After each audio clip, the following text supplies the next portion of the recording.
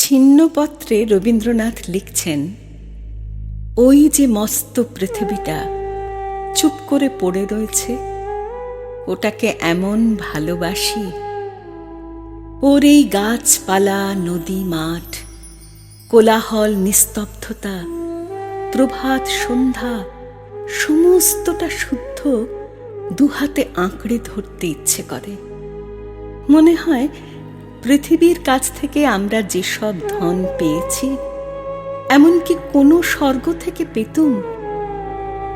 আমাদের এই মাটির মা, এর সোনার শস্যক্ষেত্রে, এর স্নেহশালিনী নদীগুলির ধারে, এর সুখ দুঃখময় ভালোবাসার লোকালয়ের মধ্যে দরিদ্র মর্ত হৃদয়ের অশ্রুর ধনগুলিকে কোলে করে এনে দিয়েছে।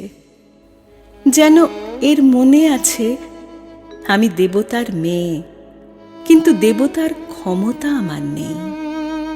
আমি ভালোবাসি, কিন্তু রক্ষা করতে পারিনি। জন্ম দিই, মৃত্যুর হাত থেকে বাঁচাতে পারিনি।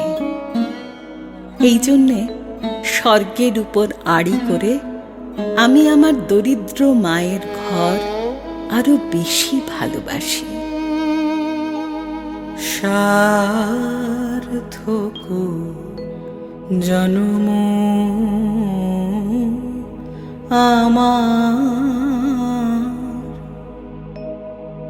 জন্মেছি এ দেশে। সার্থক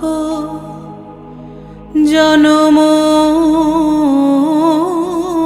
মাগো, সার্থক জন্ম মাগো,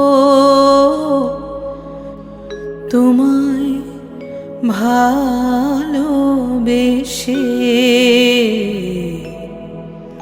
সার্থক